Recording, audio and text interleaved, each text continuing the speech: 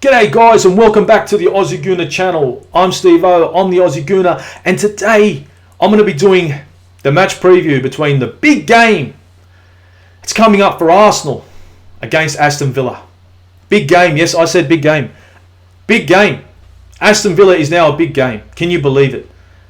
God, look what we've become. Aston Villa are a threat, guys. Can you believe it?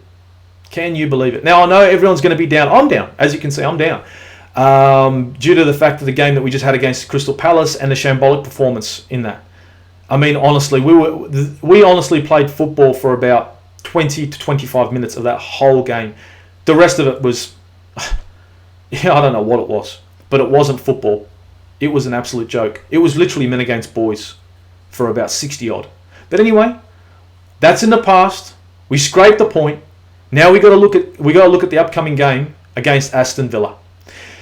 Now, there's not much of a gap between Aston Villa and Arsenal at the moment. Now, everyone's probably thinking, Aston Villa are looking really good. They're playing great attacking football. Oh, this is a good Aston Villa squad. Blah, blah, blah, rah, rah, rah. Yeah, sure. Yeah?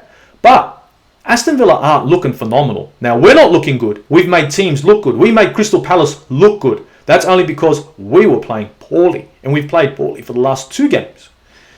Now, Aston Villa, let's be honest, if you look at their stats, and I'm going to break them down for you now, they're not doing great. Look, right now, let's break it down. Arsenal are sitting in 12th, Aston Villa are in 13th. 1 point separates us. 1 point, okay? 1 point. We've both won 3 games. Arsenal have drawn 1. Arsenal have drawn 2. Aston Villa has drawn 1. We've lost 3 games. Arsenal, we've lost 3. But Aston Villa has lost 4. Now look, the difference here is in the goals for, the goals that they've scored. They've scored 12 goals, guys. They have. We've only scored 7. So we could say, okay, going forward, Aston Villa are a little bit more convincing. And you know what? You can see it in their football. They are. They've got some danger men, and their goals are well and truly spread out between 7 to 8 players. So they're doing very well when it comes to going forward. Their goals against are 12. Matching Arsenal's 12. Now don't forget, we had tough games against Manchester City and Chelsea, and that's where those goals against came from. Early on, we couldn't score a goal to save our lives. Our formation was a joke. Mikel Arteta did not set his team up properly, and so let's be honest, our first couple of games were an absolute shambles, but that was thanks to the manager. Now we've only got 1 point between us. Their goal difference is far superior. Now we cannot afford a draw here. We draw here, we drop another 3 points. I don't want to draw. I don't want a loss. I don't want anything. I want nothing but a win. That's what needs to happen. That's what should have happened against Crystal Palace. We need our team to show some guts, some cojones, because this is a joke. Our midfield has let us down way too much. Moving on, guys. Moving on. I'm going to look at our last 3 games. Look. Let's look at Aston Villa. I'm going to let them have the lead for now. Aston Villa, last 3 games. They came out with a win against Manchester United. All right. Now everyone's beating United at the moment. Manchester United and Arsenal are pretty much in sync. Difference is Arsenal keep throwing out draws. United keep taking losses. Too bad for a United fan. Too bad. So sad. Deal with it. Tough titties. Now they had a loss against Spurs, guys. Not good. Not great. What do? Too bad. So sad again. But guess what? They just recently lost to Wolves. Now, I'm pretty sure everyone saw that game. Now, I'll watch that game. I'll watch that game 2 or 3 times. Because I just needed to know what Aston Villa were about. And we'll get to that. I took a little bit from that game. And let's see if you guys can see what I saw. Fun games. So, they've had 2 losses in a row. Now, for us, on the other hand, we beat Spurs convincingly. All over the pitch. That was wonderful. Now, some are going to say Spurs made us look good because we were poor, but we've been playing poor. But Spurs were looking even worse, and they made us look good. Look, fair enough. You could say that. And maybe it's believable now. But we still came out with a win. That's still 3 points. I don't really care. Now, against Brighton and Palace, we were nothing. We were rubbish. We were not convincing at all. We were lucky to get scraped through a draw against Brighton. Our defensive line and goalkeeper really pulled a shift in that game. Our midfield let us down in that game. It was horrible. Bloody horrible. Our manager let us down in that game. I don't think he made the team aware of how Brighton were going to shape up against us. But anyway, we'll get into that later. Against Palace, we changed our formation. Wonderful. 4-1-4-1. Joke. Our first goal was a bit of a fluke. It was a save. It was a ball that was pushed into to the path of Aubameyang off the keeper. He saved it. Good save from him. Pushed it into the path of Aubameyang. Boom, back of the net. But let's be honest, Crystal Palace controlled that game, and we allowed them to control that game. Our midfield was a joke. Thomas Partey is becoming a little bit of a liability. He came back after injury looking good, but now I'm wondering. I'm really wondering about Thomas Partey. So, the other thing I've noticed about Aston Villa is in the last 3 games they've played a 3-5-2. Now against Wolves, there was a slight change. Emmy Buendia came a little bit forward, just a little bit.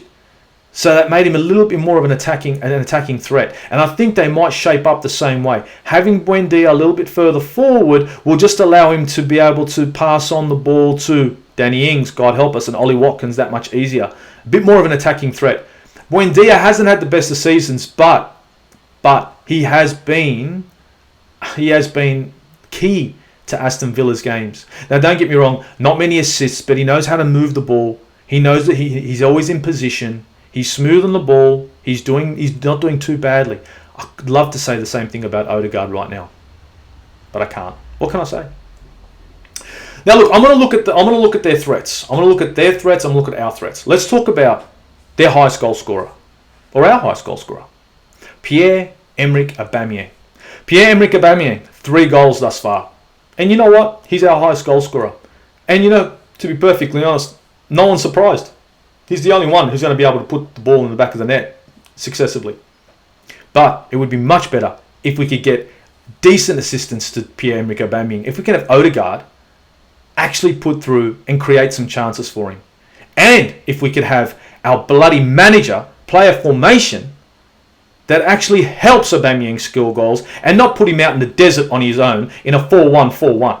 But anyway, so Aubameyang's got himself 3 goals thus far. And you know what? I mean, look, he's a shadow of his former self. Usually you see a lot more from Aubameyang. He's more of an attacking threat. But 3 goals in an Arsenal team right now, that's an absolute shambles. I'm going to give him credit. 3 goals is better than none. Right? So Aubameyang's got 3 goals. Now, for Aston Villa, Danny Ings has also netted 3. Danny Ings has been in form for Aston Villa. A lot of people are singing his praises, saying Danny Ings is wonderful and yada, yada, yada. Danny's got himself 3 goals. Aubameyang's got himself 3 goals. Aubameyang isn't having a great season. He's got 3 goals. Danny Ings is having a great season and he's got 3 goals. You know what I mean? So if Aubameyang turns it up a notch, who the fuck is Ings? Anyway, Danny Ings is a threat though. I've got to give him credit. He is a threat. And he has been there for Aston Villa. He has won them games. He really has. And to be perfectly honest, he's got more attacking threats around him as well. I mean, Ollie Watkins has started off this season a little bit poor. He's a goal threat himself. He's got himself a goal. But Ollie Watkins can also come into a game and just do some damage. Now, look, Emile Smith-Rowe, he's also got himself a goal, and to be perfectly honest, he has been a breath of fresh air in the Arsenal squad. When he is in position and he is on form, he is a danger man. Whether it comes to an assist, whether it comes to a goal, his positioning, it's wonderful. But I do believe that it really comes down to the formation and the role he has to play for us to get the best out of Emile Smith-Rowe. And that's much the same from Odegaard and much the same for Aubameyang. We cannot get the best out of Aubameyang, Emile Smith-Rowe or Odegaard if we keep chopping and changing our formation. We need to start playing more attacking style football because it's becoming a bit of a joke.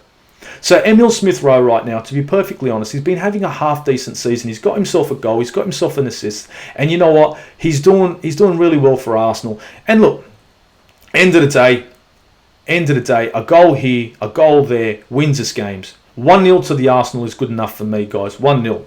Now, Emmy Buendia, back to Emmy Buendia. This was a man that we wanted and Aston Villa got. Now, I've already touched a little bit on Emmy Buendia, saying, look, he hasn't had a bad season, he has been key, right? But Emmy Buendia's got himself a goal thus far. He hasn't been the worst player. His passing has been pretty good. He hasn't got himself much of an assist, but he has been smooth. He has been smooth in this game, and I do believe he's going to come into this game because Arsenal are going to allow him. Now, on the opposite end, we've got Martin Odegaard. He's also got a goal to show thus far this season. But in the last 2 games, he's been taken off early. Now, Emmy Buendia might not be playing phenomenal football, but Martin Odegaard has been taken off early in 2 games. What does that tell you? That tells us we've got a problem with Martin Odegaard, and this guy really needs to shape up. It's looking like we missed out. Now, Buendia is probably not the answer we were looking for, but at the moment, Odegaard, he needs to put some muscle on, guys. It's starting to look it's looking too easy to dispossess him. He's looking a bit confused in the midfield. So I'm hoping that Odegaard can step up, and the same for Emile Smith-Rowe. Now, moving on to midfield threats. Yeah, I'm going to say it. McGinn. McGinn has been great for Aston Villa. Now, McGinn's a kind of midfielder that'll wander.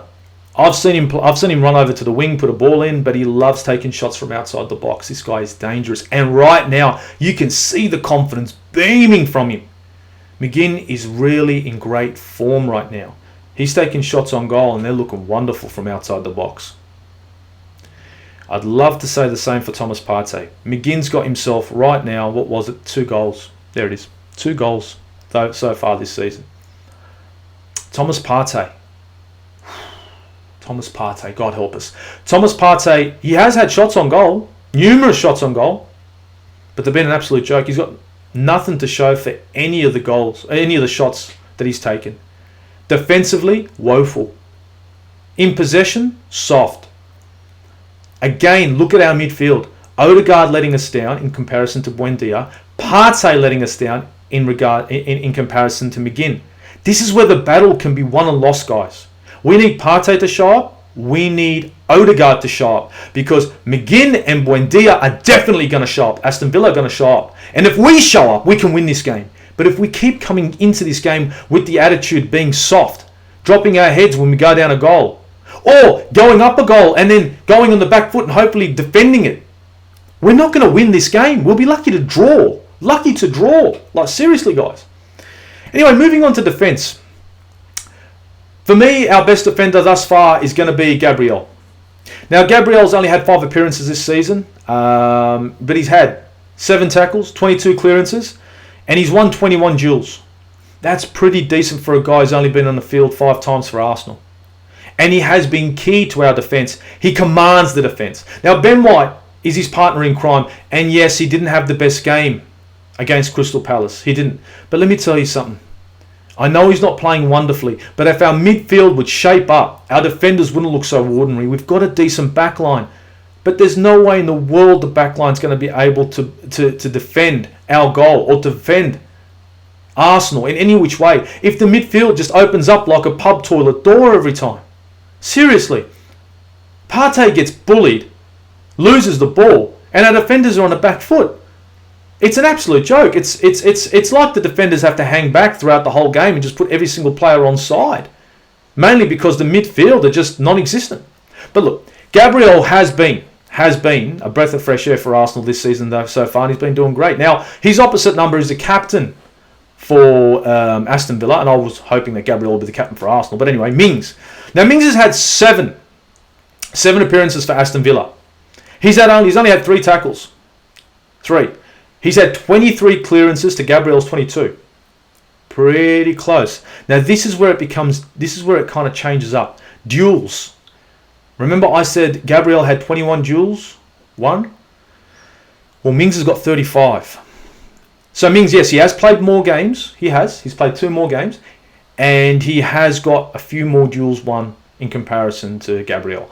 I can probably say they are evenly matched in the defensive line. If anything, maybe Gabriel just a couple of steps forward, bit better than Mings. Our backline is better than Aston Villa's, guys. It is. It is much better than Aston Villa's. I know Kieran didn't have a great game against Crystal Palace, and he hasn't been great in the last, let's say, 3 games. I'm hoping he can pull his head in and come back into this, because the other guys on the defensive line, Gabriel, Ben White, so far, and Takahiro are doing the business. Ramsdale is doing the business. Getting onto Ramsdale. Here we go. Now I'm going to compare the goalkeepers. Ramsdale, 5 appearances, 3 clean sheets, 13 saves. Right? Only 5 appearances. Emmy Martinez, the guy that we got rid of and we sent to Aston Villa, guys. 7 appearances. 7. 3 clean sheets, 18 saves. Goals against, guys. Emmy Martinez has played more games for Aston Villa, and to be perfectly honest, look at the goals against, guys. I think in goal at the moment, it's Ramsdale. But I think it's Ramsdale because the defensive line is better for Ramsdale than it is for Martinez. See, Martinez is a great keeper. Ramsdale is looking the bits right now. But I think Ramsdale's defense is better than Emmy's defense. And that is what has led to the goals against for Aston Villa. Yeah, I know. It's a bit shocking. Now, look, I'm going to get into the Wolverhampton game, guys. Now, look, they did play a 3-5-2. They played a 3-5-2, and yes, they dropped points against Wolves. They lost that game. But the goals they conceded, it was interesting. They conceded 3 goals from set pieces. No shit. 3 goals set pieces. 2 corners and a free kick. Now, I know the free kick from Ruben Neves was a joke, and he celebrated it like he meant it. Whatever. It was in the back of the net. Martinez was beaten.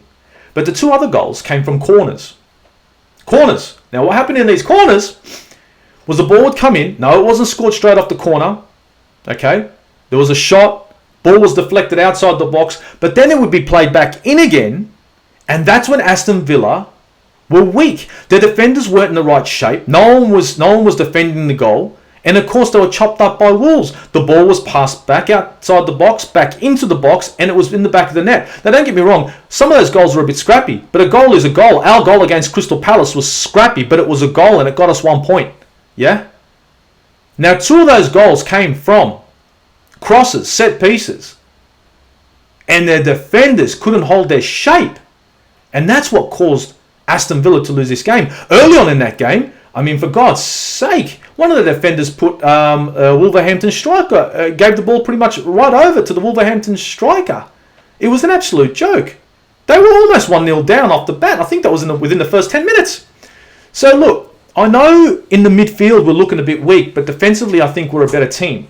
We are a better team defensively. If Kieran Tierney shows up, we'll be a much better team defensively. Our problem right now is our midfield.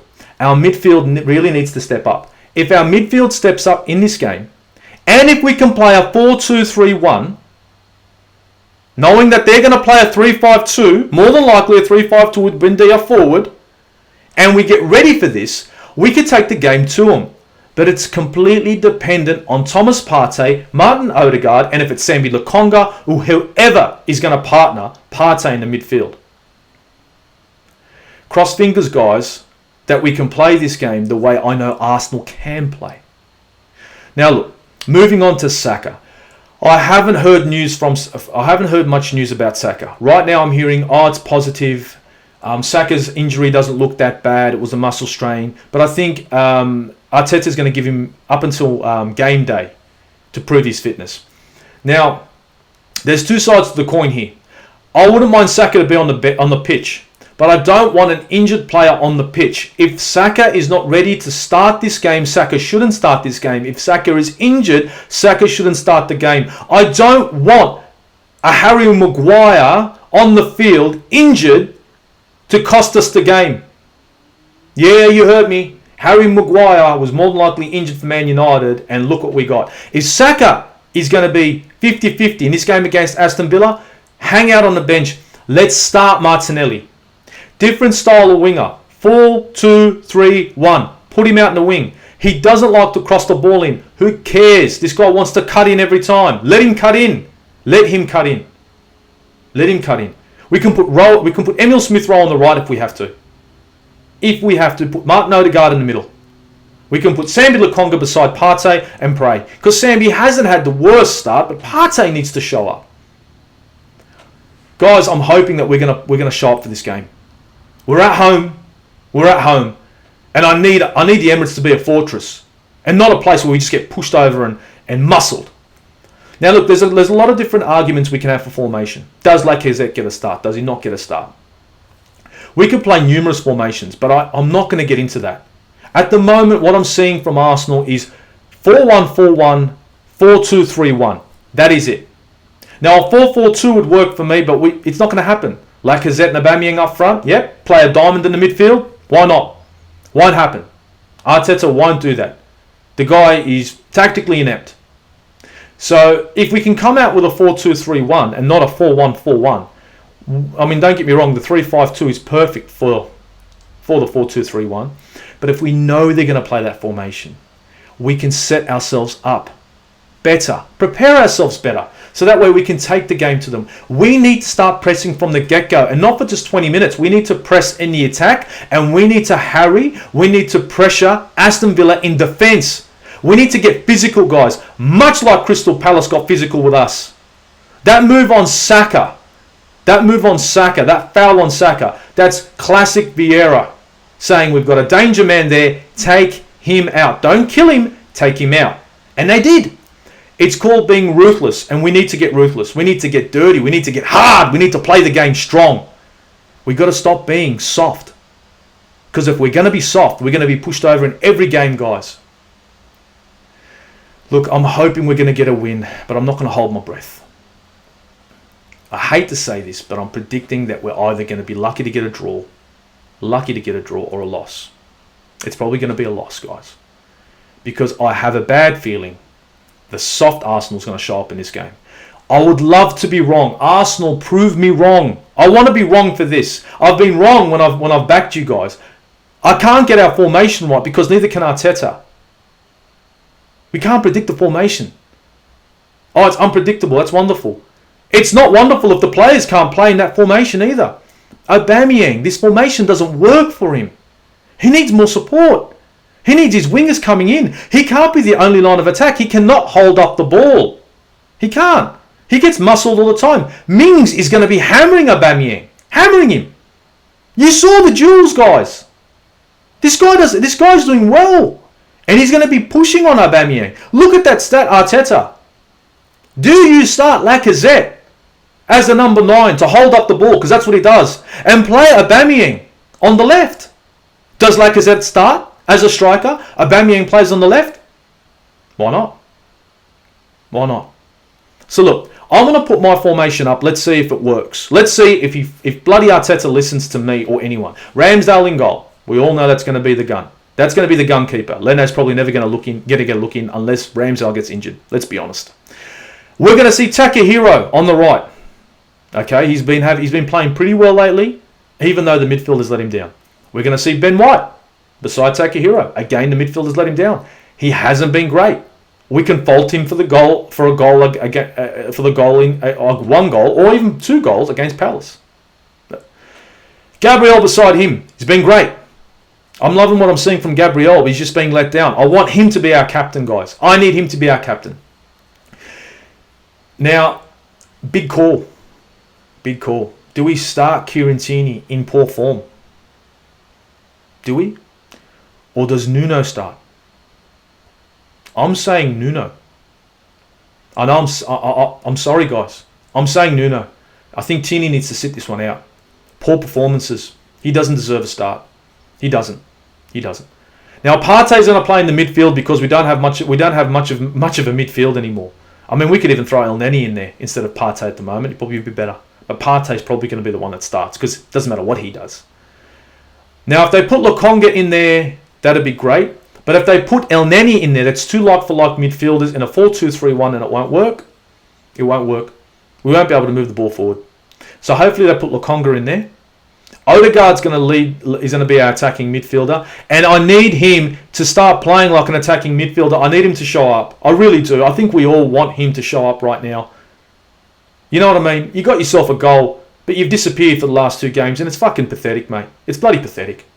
Now, on the left-hand side, Pierre, Emerick, Aubameyang. I want him on the left. He has to be on the left. On the right-hand side, I don't see Saka starting this game.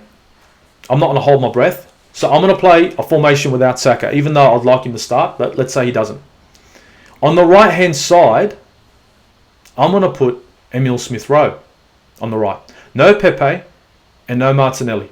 I want Martinelli to come in the second half for Aubameyang or Lacazette. So Emile Smith-Rowe is going to play on the right. I know you guys are thinking, Emile Smith-Rowe on the right? Yeah, Emile Smith-Rowe on the right. Up front, Lacazette. He's going to go one-on-one with Mings. Now, I like what I saw from Lacazette against Crystal Palace. And he holds up the ball really well. That's what we need right now. We need someone strong who can lead this team. Because Aubameyang might have the captain's armband, but he ain't no captain. That's my predicted lineup, guys. That's my predicted lineup. That lineup, if they play well, should see Aston Villa lose this game. But I don't know what they're going to do, guys. I really don't know what team is going to show up. Because right now I'm seeing a team with no passion. Now look, this has gone for 25 minutes. It's a long preview. It's a very long preview. But I've gone into a little bit of depth. And I'm trying to, again, spruce this channel up and hopefully give you guys more of an insight in regards to the games coming up for Arsenal. Now, I'm going to do the best I can to make this much more fun and blah, blah, blah. But right now, being a gooner, being a gunner, being whatever, however, whoever, it's hard. It's hard to be an Arsenal fan. So, guys, let's cross fingers. Let's hope and pray. Let's hope and pray that Arsenal win this game. Let's hope we can get 3 points and climb this ladder. Because anything less than that is a bloody loss and is unacceptable.